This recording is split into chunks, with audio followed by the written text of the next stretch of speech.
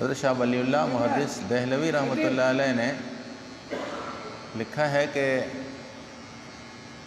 انسان شرک تب کرتا ہے جب اسے اللہ کی معرفت حاصل نہیں ہوتی، اللہ کی پہچان نہیں ہوتی، اس لیے وہ شرک میں پڑ جاتا ہے۔ دیکھیں، دیوار کے پرلی جانب ہمیں چیز جو نظر نہیں آ رہی، اس کی وجہ یہ ہے کہ سامنے دیوار ہے۔ اگر یہ دیوار ہٹ جائے تو دیوار کے اس جانب جو کچھ ہے وہ ہمیں معلوم ہو جائے گا۔ تو یہ دیوار فاصلہ یا حجاب ہے۔ تو اللہ تعالیٰ کی توحید کے لیے جہالت سب سے بڑا حجاب ہے، یعنی نہ جاننا، اللہ تعالیٰ کی پہچان نہ ہونا، یہ سب سے بڑا پردہ ہے۔ اس لیے عموماً مشرکوں کا ٹولہ آپ کو جاہل ہی ملے گا، جاہلیت کی باتیں کرتا ہوا ملے گا، ان کے پاس کوئی دلیل نہیں ہے سوائے اٹکل پچو چیزوں کے۔ اٹکل پچو بتاتے ہیں جس کو عام جاہل آدمی کے عقل میں وہ بات بیٹھ جاتی ہے، اس لیے شرک ہوتا ہے۔ اللہ تعالیٰ نے اپنی پہچان کے لیے کچھ چیزیں قرآن پاک میں بار بار بیان فرمائی کہ مجھے پہچانو، مجھے پہچانو گے تو دوسرے در پر نہیں جاؤ گے، مجھے پہچانو گے تو میرا شریک تم سمجھو گے کہ ہے نہیں، تمہیں سمجھ میں تب آئے گا۔ دیکھیں، یہ یاد رکھیں کہ مشرک جتنا بھی شرک کرنے والے لوگ ہیں، آج تو میں نے ایک فیس بک پہ کسی بزرگ کے مزار کا ویڈیو دیکھی کہ باقاعدہ مزار کو بالکل کعبے کی شکل دی ہوئی ہے، بالکل کعبے کی شکل دی ہوئی ہے، دروازے 2 بنائے ہوئے ہیں اور لوگ طواف بھی کر رہے ہیں اور دروازوں کے ساتھ بھی چمٹے ہوئے ہیں، طواف بھی کر رہے ہیں، بالکل کعبے کی شکل بنائی۔ یہ کیوں؟ کہ ان کو کعبے کی معرفت نہیں ہے، ان کو پتہ نہیں ہے کہ کعبہ کیا چیز ہے۔ زمزم ہر جگہ پہ لوگوں نے بنایا ہوا، آپ تجربہ کر کے دیکھیں، جس مزار میں پر جائیں آپ، وہاں کنواں ضرور ہوگا، جس مزار کے پاس آپ جائیں گے وہاں آپ کو کنواں ضرور ملے گا، لوگ اس کا پانی برکت کے طور پر بھر کر لے جا رہے ہیں۔ یعنی زمزم کی نقل، کعبے کی نقل، طواف کی نقل وغیرہ وغیرہ، عرفات کی نقل کیوں کرتے ہیں؟ کہ ان کو اصل چیز کی پہچان نہیں ہے۔ اللہ تعالیٰ نے اپنی پہچان کے بارے میں کچھ چند نشانیاں اور علامتیں بتائیں کہ مجھے پہچانو۔ سب سے پہلی نشانی آج کے مجلس میں یہی چیزیں ہیں، اور تھوڑا سا انسان کے بارے میں بھی کچھ بتایا گیا، وہ بھی بتاؤں گا۔ اللہ تعالیٰ فرماتے ہیں اللہ الذی خلق السماوات والارض، اللہ تو وہ ہے جس نے پیدا کیا ہے آسمانوں کو اور زمینوں کو۔ خالق آسمانوں کا اور زمینوں کا اللہ ہے، یہ سب مانتے ہیں۔ پیدا کرنے والا آسمانوں کا اور زمینوں کا ایک اللہ ہے، پیدا کرنے میں اس کے ساتھ کوئی مدد کرنے والا، کوئی ہمراہی، کوئی اس کا ہاتھ بٹانے والا نہیں ہے۔ یہ دنیا تسلیم کرتی ہے، مشرک بھی مانتا ہے، جو کہتا ہے نا میرے کام فلان فلان پیر کرتے ہیں، وہ بھی مانتا ہے کہ پیدا کرنے والی ذات اللہ کی ہے، آسمانوں اور زمینوں کو۔ ایک نمبر 2، انزل من السماء ماء، آسمانوں سے پانی اتارا ہے اللہ نے۔ آسمان کا لفظ یہاں بلندی کے لیے ہے، یہاں آسمان کا معنی حقیقی سچا آسمان اگر نہ بھی لیا جائے تو بلندیوں سے پانی آتا ہے۔ آپ دیکھیں، سائنس تو یہ کہتی ہے کہ سمندر سے بخارات اٹھتے ہیں اور وہ بادل کی شکل بن کر برستے ہیں، لیکن یہ یاد رکھیں کہ سمندروں سے بخارات اگر اٹھتے ہیں تو سمندر کس نے پیدا کیے ہیں؟ سمندر بھی تو اللہ کے پیدا کیے ہوئے نا، اسی میں سے بخارات اٹھتے ہیں، مان لیا۔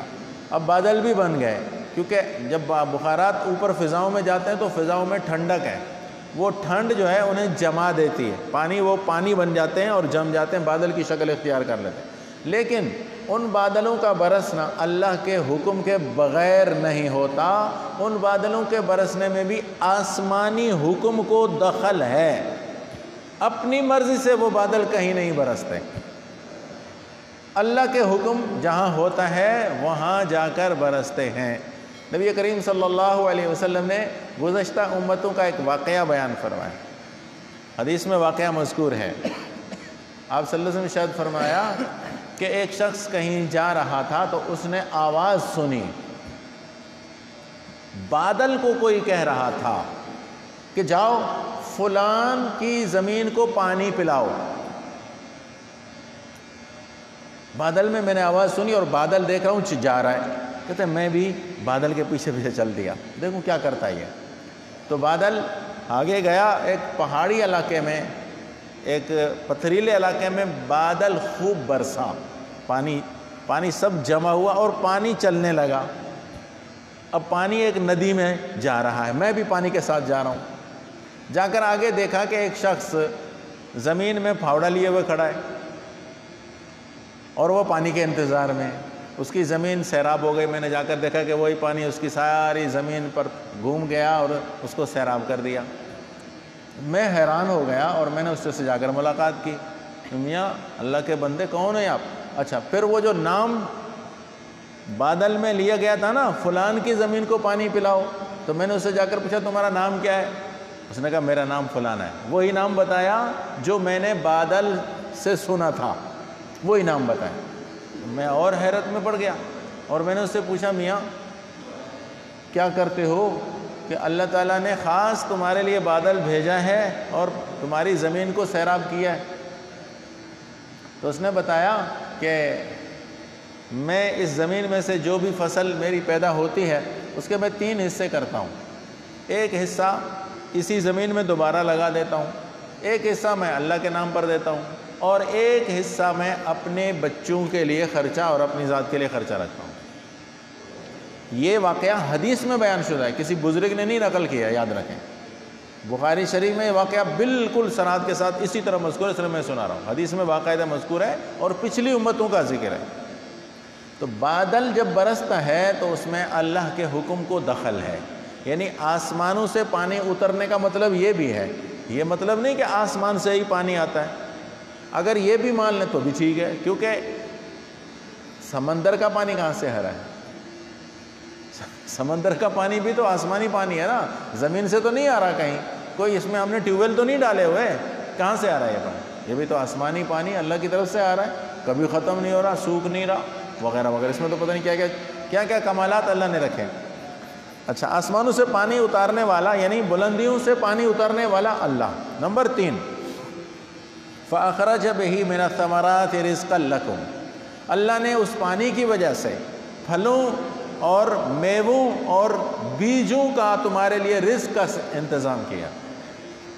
اچھا، کسی پیر فقیر نے کبھی کیا ہے کہ بھئی کسی ایسی کوئی مشکل کشا، کوئی ایسی غوث، کوئی ایسی گنج بخش، کوئی ایسی غریب نواز ذات ہے جس نے یہ دعویٰ کیا ہو کہ یہ میں اگا رہا ہوں، یہ فصلوں میں جو دانہ اگ رہا ہے یہ میری طاقت ہے، میں نہیں اگنے دوں گا تو نہیں ہوگا؟ کسی نے دعویٰ کیا؟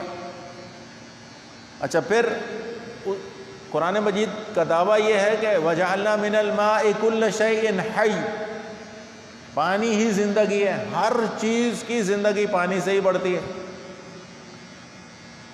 کہیں اناج ہو رہے ہیں، کہیں پھل ہو رہے ہیں، کچھ علاقوں میں لوگ اناج بیچ کر پھل لیتے ہیں، خریدتے ہیں، تو کچھ علاقوں میں لوگ پھل بیچ کر اناج خریدتے ہیں۔ بعض علاقوں میں صرف پھل ہے، اناج نہیں ہے، وہ لوگ پھل بیچتے ہیں اور جا کر اناج خرید کے لاتے ہیں۔ کئی علاقوں میں صرف اناج ہوتا ہے، وہ اناج بیچ کر پھل خرید کے لاتے ہیں۔ اللہ کو پہچانو، یہ کون کام کر رہا ہے؟